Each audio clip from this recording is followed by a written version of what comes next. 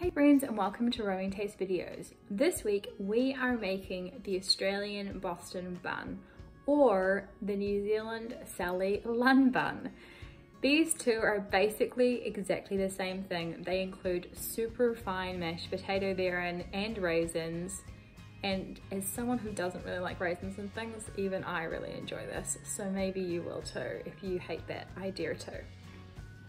I would love to know if you give this a go, so add a comment below, tag me on Instagram at Rowing Taste, subscribe for more videos like this, and if you do give this a go, it would be great if you could follow the link in the caption below to leave a review and comment so more people can find this recipe. You'll want to preheat your oven to 180 degrees Celsius or 350 degrees Fahrenheit and grease-proof a cake tin. Now, I don't want to show you how to make mashed potatoes, but I did want to say for the mashed potato required in this, you'll want to make sure it cooks until it is this consistency, basically where it holds lightly in your knife, but it still goes in easily. I don't want to assume that everyone knows how to make mashed potatoes, even if you do. So, once we've mashed our potato and set it aside, we want to sieve our dry ingredients into its own bowl. So sieve the flour, the baking powder, and the baking soda and salt into a bowl, and we'll want to stir those together and make a well in the center and set that aside. The reason we do this early, even though the dry ingredients get added last, is because we will be using that sieve. A mashed potato needs to be super fine for this recipe, because if it's not, one, we'll have lumps of potato, which we don't want, but two, it will also mean that there will be like patches of like super heavy, dense, like moist potato within our loaf, and we want our loaf to be like a nice light tea loaf. So once we've mashed it, you can actually, if your potatoes are soft enough, you can just mash them through your sieve. I've done that also. You want to push them through your sieve to make sure they're really nice and fine, and basically ensuring they all have the same equal consistency. This will also help when we add our sugar, but we'll get to that in a minute. So first, let's talk about the origins of the Boston Bun, or in New Zealand it's called a Sally Lunn Bun. This without raisins is also a bun that is found in England. It's called like the Chelsea bun or a finger bun. But the Boston Bun that we're making today is in fact an Australian recipe that was likely developed in the 1950s or 60s. There is a super long form, well-researched article on my blog linked for someone who is a New Zealander who wanted to know if the Sally Lunn Bun was from New Zealand. But it seems that there are a lot of origins. We don't really know why it's called the Boston Bun. It has absolutely no links to Boston, Massachusetts. But what we do know is that this is really an old school classic. And it has stayed that way probably for good reason, due to the mashed potato in it, which adds moisture and was probably an element that was created when there was wartime rationing, so no eggs. But honestly, I think the mashed potato is fantastic, and this is like a really nice sweet loaf without having to like make a cake. And this recipe is super duper easy. I've really streamlined it from a lot that I'd found. Now we add in our sugar.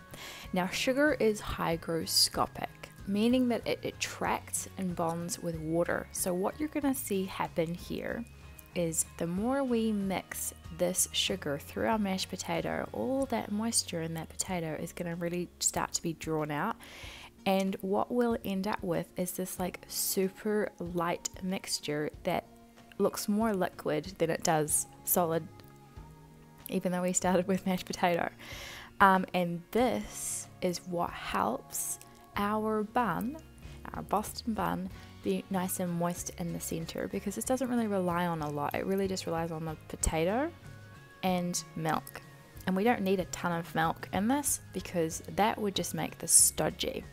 So when we are mixing in our sugar, I found that there's like tiny lumps that form, even though we've sieved our mashed potato, which is a weird sentence, some of the lumps in the sugar might just like bond to smallish lumps of potatoes, or there might just be lumps in the sugar. So I found that I just needed to smooth it out.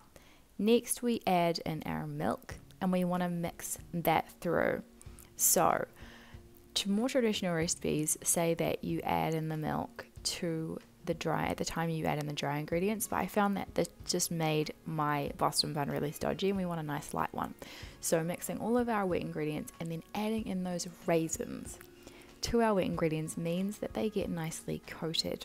If we waited to add them at the time we add our flour, then there will be like dry pockets of raisins on the top of your bun. Trust me, this happened to me in the many attempts I made to perfect this recipe. So we want to now add in our liquid ingredients to our dry ingredients that we previously sieved. And it's as easy as folding through. This will become like a firm, shaggy dough. That's what we want. We don't want this to be so wet that it looks like a cake batter, because this is more of a bread than a cake. So as we mix, there will be like dry patches at the bottom of our bowl. I recommend having a bag of flour on hand, just that you can flour your hands before you pick up the dough to shape it into a loaf. I had put it away and I could not do that, so I really relied on the flour at the bottom of my bowl. But just be smarter than me, friends, just be smarter than me. So once we've got like this nice dough that you know is going to nicely stick together, we just want to remove it out of the bowl and shape it into like a nice round loaf. The size of my cake tin for this loaf was 20 centimeters or 8 inches. I actually recommend for the size of this loaf, because it is more of a bread, that you use a slightly smaller cake tin if you want it to really sit properly in your tin, as opposed to mine, it just kind of like it didn't hit the edges. So I in the end removed, because I just have a spring form, I just removed the outer tin piece so that the lowest portions of my bread could just golden up even though they were fully baked. So once we have it in our tin, you could absolutely put this on a baking tray instead of a cake tin. That would totally work here, because it doesn't, unlike a cake, it doesn't like expand too much or need that support. What you're really trying to do is just shape those edges nicely with the cake tin. So that was like my intention, but my cake tin was just slightly too large. We want to place it in the oven and bake it for 50 minutes. We want it to be really nice and golden, and it should have like a slight crust on it. Even when you cut into it, you'll notice that there is this like nice bready crust, just a light crust. Now we get to make that icing. Our butter needs to be room temperature for this icing, because we need it to really like just become one with our sugar. And then we add the milk. The consistency of our icing is more akin to frosting here. It is incredibly thick. We don't have much milk that we add in, and it's really the butter that gives it this like thick, creamy texture. So I absolutely recommend using that.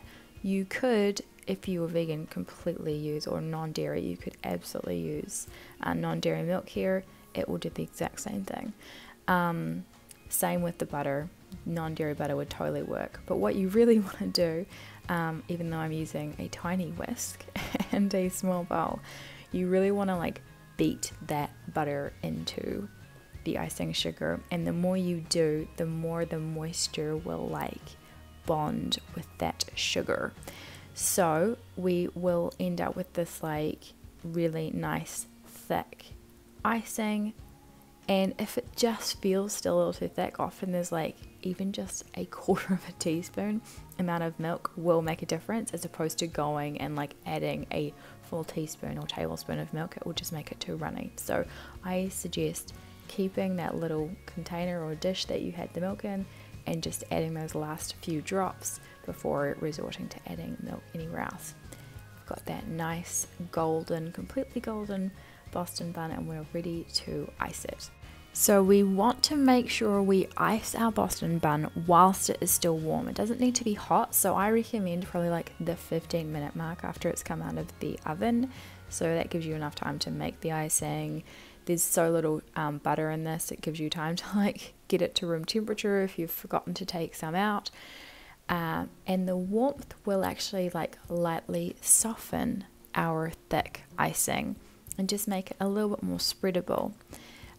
The warmth will also help those coconut, the desiccated coconut, to really stick to it, the icing. We'll make a mess very shortly with that, but really just get all of the icing, and you just want to smear it over the entire top of your bun.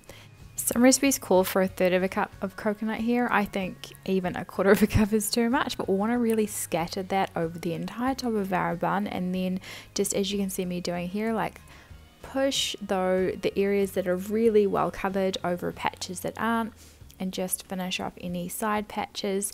And then we'll want to let our bun cool completely and give that coconut time to really set. And now we have our Boston bun already done and sorted. It doesn't really take long, this recipe. You could probably get it done in an hour and a half. So we are ready to slice and serve this.